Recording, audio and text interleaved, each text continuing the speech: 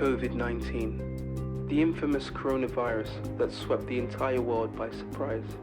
Something so tiny, smaller than a grain of sand. To be precise, it's 2 million times smaller than a grain of sand. Yet, it stopped the world and sent us into a frozen abyss for more than 3 months solid, called the lockdown. Hundreds of lives, jobs, relationships lost, and the market left crippled. But what if I told you that this was merely the beginning, and what we worst feared is yet to come? Yes. What happens when you look yourself in the mirror and only see fragments of who you were? The real enemy here is on our way of life. Our hobbies, passions, and connections are sucked into a time vortex of loathing and consuming food, news, or just the usual Netflix binge. Come on, we've all done it.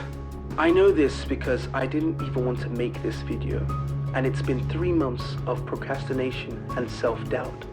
Now, do you trust me? Take my hand and follow me. Do you remember it, the feeling of the wind on your face? Can you hear it, the raging sound of a busy and bustling city with the horns of cars? Can you smell it, the aroma of herbs and spices mixed to create a delicious meal? The fresh luggage is whiffed into your nostrils as the tourists pass you by. Then, everything changed.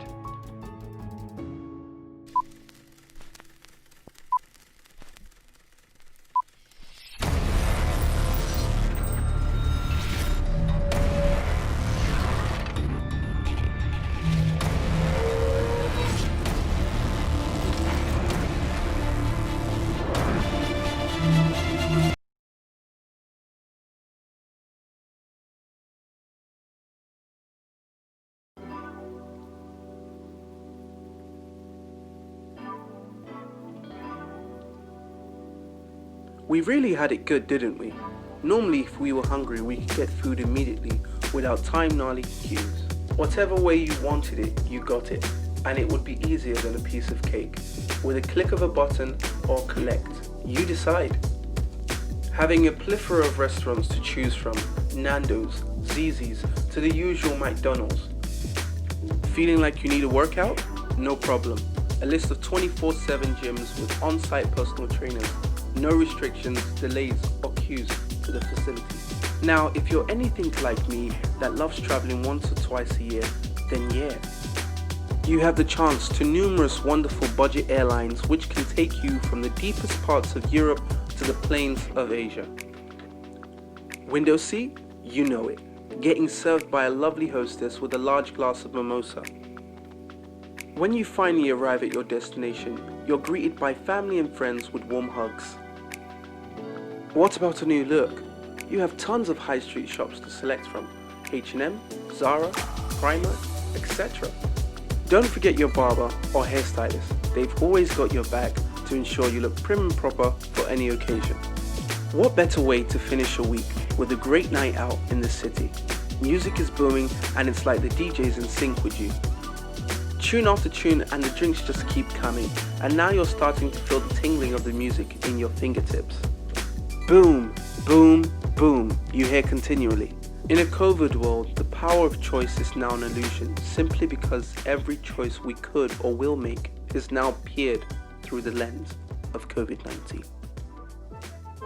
It's good that everyone's doing their bit to slow down the virus, but there are others that have gone raving mad. Social distancing has now created a sense of human interaction paranoia. Don't get me wrong. 2 meters or beat 1 meter measures are in place, but that still doesn't negate the fear that people have when they're in public. For example, you're walking on the pavement and you see someone ahead of you in the opposite direction, and then decide to immediately cross to the other side of the road. Or what about when you're in a supermarket and freaking out every time someone comes round the corner or the aisles? In many situations, unfortunately, it will be harder than ever to maintain social distancing. But reacting to situations as if everyone is a ticking time bomb just isn't the right way to do it.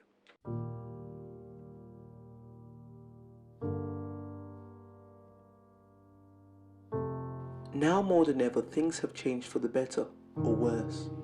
Some people have described the lockdown period as a chance to reconnect and reunite with loved ones. For example, my best friend discovered so much about himself in terms of health and food choices, but mostly the people that he allows into his circle and those he spends time with. While others have seen the lockdown as a complete roadblock and hindrance to their way of life, the truth is that now things are more limited than ever. You can't attend certain events due to the fear of increasing the rate of infection. That means majority of 24/7 gyms close at 10 p.m. There is still no government announcement towards the opening of theatres. The highly celebrated Eat Out to Help Out has now come to an end for majority of restaurants. Couples wishing to get married are still at risk in securing a reception venue because the government hasn't clearly set out an agenda to support weddings. Many people haven't actually come to the full understanding that the world which we previously came to know and love is gone. Gone forever. There is no normality, but rather we are for the first time in decades now adapting to a new way of life. The traditional social construct for work life has been turned on its head completely. Working from home, which was once coveted, has now become the bane of people's day. Working from home has revealed a lot to companies about the true nature of their employees and their ethos.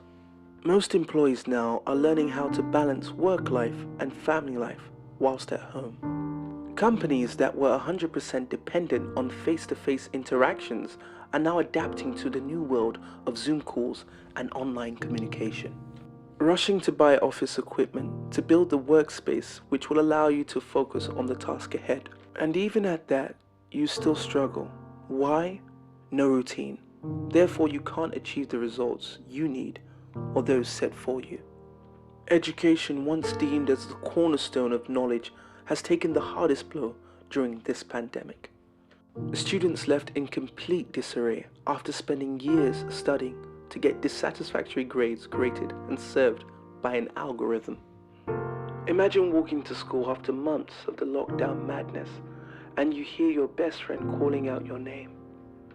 Almost immediately, you both run to each other with arms extended wide and smiles as big as the moon. But standing there in between the both of you is a glass shield that states, "Social distancing must be maintained at all times." In this our new world, parenting has entered into a new age.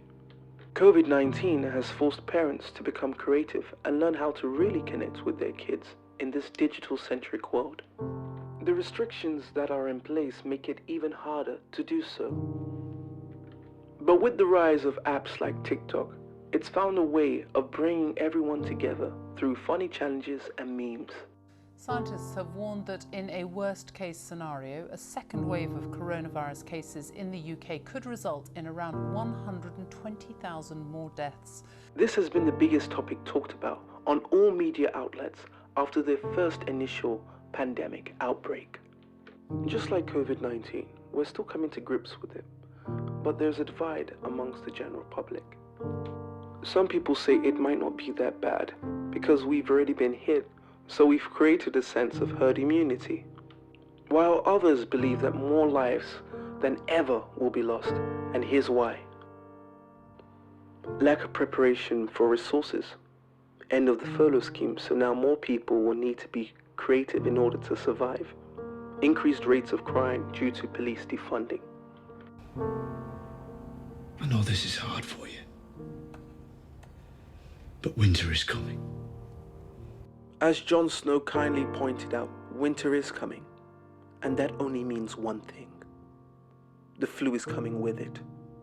Alongside with the imminent second COVID-19 wave, we are once again visited by our old nemesis, the flu. The flu, also known as influenza flu, is a contagious respiratory illness that infects the nose, throat, and lungs. The issue at hand is that even though COVID-19 is more deadlier than the flu, the symptoms of the two are practically the same. Continuous coughing, headaches, diarrhea, vomiting, and etc. This means that not only will clinicians battle to identify high-risk cases versus just a seasonal flu, but also become overwhelmed by hospital admittance.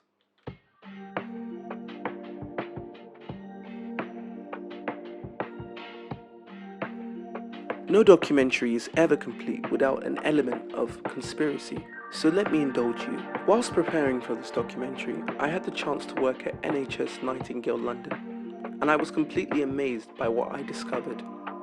Now, in response to this tragic pandemic, the government hurried to find or build a facility large enough to meet the demands of the estimated infected population pool. One of the places available was the EXCEL London. The problem here was that they weren't free, and it was costing the NHS to the tune of £3 million a month. Now that's a lot of money, but the questions that circled my mind continuously was, who's getting fat off this pandemic? And is COVID-19 even real? But I dismissed them. After which the owner decided to grant NHS a rent-free period and pledged to support them in anything they would need. Another red herring was the lack of construction in order to complete the NHS Nightingale. On April the 3rd, His Royal Highness Prince Charles declared the NHS Nightingale open. But what I found alarming, after starting work there 2 weeks later, the Nightingale was nowhere near ready, with only one section of the EXCEL completed, only capable of holding 200 patients. They lied to us just to manage the morale of the public and prevent a nationwide panic. However, it doesn't stop there. The NHS Nightingale ICU was projected to hold up to 4,000 patients at any given time. The highest record admittance was 60 to 70 patients, which later dropped to 11. Some would say this is a good thing, but the fact was that the NHS was hemorrhaging money, but at what cost? Hundreds of staff there were idle, so they relaxed, ate and socialized. I became increasingly worried and summed up the courage to ask, but what I heard broke the camel's back for me. The protocol was simple: 2 clinical nurses per bed, and for every 6 bed, there was 1 doctor. I would also like to note that there was no surgeons, but only GP doctors. Now you're probably wondering why this would even be important. It is simply because all patients once admitted were placed into induced comas. This means no operations would ever be done or anything given to help the COVID-19 patients. While they sat there and relaxed, patients laid lifeless and were dying, but there was nothing that could be done due to the pre-existing protocol, but rather a waiting game or just a death sentence. Finally, we come to the illegitimacy of face masks. Initially, when face masks became mandatory, I, like others, were completely complicit and believed it was logical. However, after deep research, I started to ponder on, can this actually prevent the contraction of COVID-19? Here's why. Asbestosis is a disease from excessive exposure to asbestos, which leads to lung scarring, lung cancer, and death. When dealing with asbestos, the health and safety protocol states that full-face respirators must be worn, and that paper dust or face masks are ineffective in filtering out the asbestos fibers. As we're all aware, asbestos is still lethal over a long period of exposure, whilst COVID-19 is transmitted through respiratory droplets and has a maximum incubation time of 14 days. I guess the question here is, why aren't respirators being made as opposed to sterile face masks? Do you see what I mean now?